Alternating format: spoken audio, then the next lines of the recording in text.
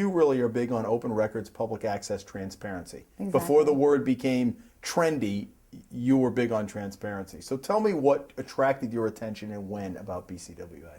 Actually, Jeff and I got involved in January of 2010 when BCWA was talking about the rate increase. Okay, and we only got involved because someone asked us to.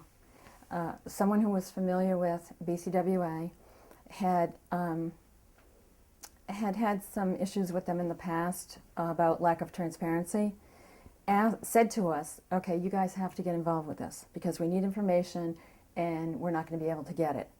And so BCWA wasn't really on our radar, so to speak. We didn't really, I get a water bill, I pay it, that's it.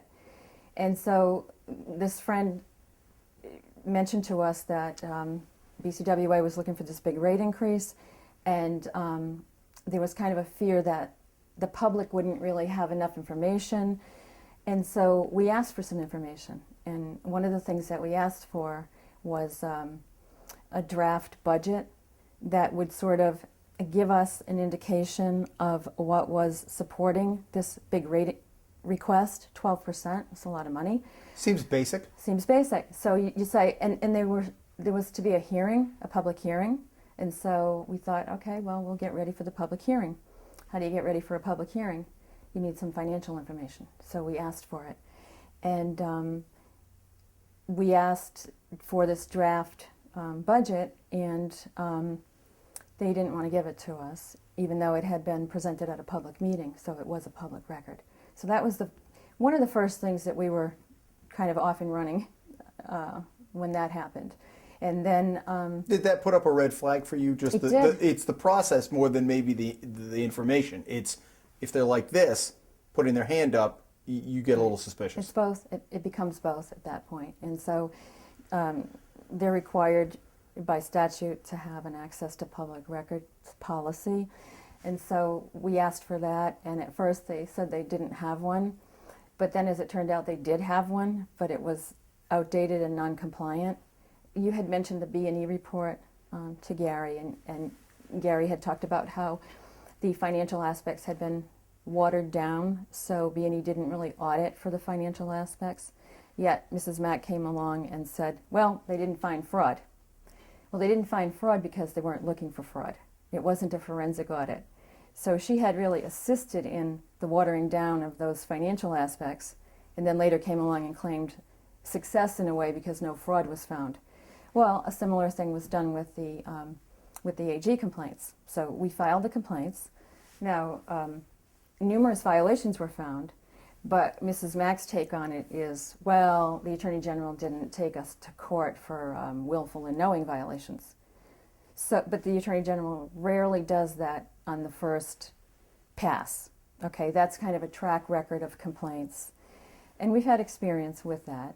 We've had situations where we have filed complaints, violations were found, and the respondent entity was warned, okay, if you do that again, that's going to be evidence of willful and knowing. So there were numerous violations found. When it comes to the BCWA board, I'm not throwing the baby out with the bathwater. I think that the public has had an impact, and I think that there are people on the board who are moving in the right direction, and I'm really happy to see that. Right now, I think that it's Mr. Janetto and Mrs. Mack that I have an issue with. Mr. Janetto is the chairman of the BCWA board. Mrs. Mack is their general counsel. I have no indication that the rest of the BCWA board is going down this same path with those two. Okay, the board did not vote to approve any investigation. The board did not vote to approve any lawsuit against the four of us. And so it remains to be seen what the BCWA board will do. Has this become personal? When you read this letter, does that become personal for you? It's directed at me, so to that extent it is personal, but I still feel that I'm somewhat philosophical about it, and I'm ever hopeful that BCWA as an organization will start to do the right thing. They've got really old transmission lines that need to be replaced. I saw their documentation for their distribution system. It's literally Rolodex cards with drawings on it. It's so antiquated. And so I would love to see the board start to realize that maybe they could focus some resources on replacing the distribution system. And I don't see why they couldn't be just a distribution hub. I think that they could be just a distribution hub. And when you talk about redundancy, that's redundant sources, not redundant treatment. There's already treated water that they can purchase at a very reasonable price, lower cost than what it costs them to treat water. So it's simply a matter of redundant sources, and that is available. Is that a nuance then? Because I asked Gary the same It's question. a nuance. They say, yes, it is. oh, state law requires us, we really can't purchase it. You would like to see them go toward... I think they can purchase treated water. I think there's plenty of it available. I think it can be done. And I think that the required redundancy is in source water, so to speak. So, but they can purchase already treated water just like they do with Providence. We really haven't had a good explanation of why there would be $600,000 in chemicals. And so if you take what they pay to purchase Providence water right now, and you take just that chemical expense, you're pretty much you can buy all the water for that. And so now you're looking at a lot of excess expense. But we do have to have a distribution system. And the distribution system is deteriorating. And they're supposed to be replacing that, but that project, as Gary mentioned, is not really much in the way of a capital budget. They don't have a lot of capital funding, and so the funds for that project has been ratcheted down over the years, and they've replaced maybe 80 miles of it, which might be a third of the system. So there's a lot of it that's deteriorating, and it needs to be replaced. And I'm curious, for the people who watch this, who have not seen you talk on camera, what is it that drives you here? What is it that motivates you to put in such a tremendous amount of personal time without really getting anything out of it? I mean, certainly not monetarily. What is it that drives you? It's simply the desire to see public bodies do the right thing, do what they should be doing. And especially when it impacts people that I care about. If someone that I care about is treated badly, if someone that I care about wants to get some records, needs a little bit of information, and it is treated badly in the course of trying to do that, then for me personally, I feel like I should be able to exercise the rights I have, my First Amendment rights. There's a U.S. Constitution, there's a Rhode Island Constitution, there's all kinds of statutes. All these things are in place. It's a matter of knowing what to use and how to use it, to just very directly and quietly ask for what you're entitled to, and see if you can get it. I feel like, okay, yeah, if you ask me to help you with that, I'll help you with that. And that's what happens to Jeff and I a lot. People have read about us. There's people who have, not been able to get records, not been able to get access, and we'll get phone calls. People will say, "Oh, I read about you in the paper, and can you help me out with this?" What about the people who look at this from afar and say, "You're a pain in the ass"?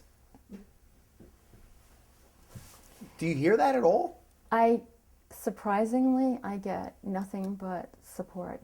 I get nothing but support, to the point where it's... Maybe that comes from the people you're trying to get the information from. We've had people offer us money. We've had people say to us, can we help you? And we say no. That's not what it's about. And Jeff and I have the skills, and we have enough friends, and there's enough people on board now who are aware of the issues and helping, where we don't need someone to sort of fund us, if you will, because it, that can be an issue. And I'm a stay-at-home mom, so I have time to draft letters and research things. But we get a lot of support. And people will say to us, someone said to me last week, just speaking for the silent majority, thank you, and you know, you guys are great, just keep doing what you're doing, and thank you. And so there's a sense that there's this silent majority out there pulling for us. So that's a nice feeling. I grew up in Rhode Island, and I was very much a kind of a nose to the grindstone person. I got a good education. I've always worked hard. But in this state, my attitude was be quiet, kind of live under the radar. Don't attract the government's attention. Just to be honest about it. And then is that for fear of retribution? For fear of a lot of things. Fear that it would eat up my entire life. Fear of retribution, absolutely. I mean, I knew that it would, if you start to exercise your rights, someone's going to get angry. I mean, that's pretty much a fact of life. Where do you think the Bristol County Water Authority would be today if you had not gotten personally involved? I think that, well, most likely other people would have gotten, maybe other people would have gotten involved. I think it was, you know, you go through life and there's sort of these important moments in time where the right people come together at the right time. And I think that's what happened with all of us, the East Bay Four and the East Bay Patriots and RISC and OCG. There's a lot of people who came together. I think if we hadn't done it right now, there's a risk that BCWA might have been in default on their bonds. The debt service ratio has been taking a nosedive. They may or may not have gotten additional money from the state. I'm really concerned about this issue of them wanting millions of Rhode Island dollars to put into the ground in Rehoboth, Massachusetts for a pipeline that leads to a body of water that is supplied by another body of water where there's a contract, that a lease agreement that can be terminated in 1 year. So it's basically a 1-year agreement for this water that they're talking about building a pipeline for, with millions of precious Rhode Island dollars. Where did the name the East Bay Four come from? The East Bay Four, well, it's been in the local papers, and who came up with that? Who coined it? Well, did you guys coin it?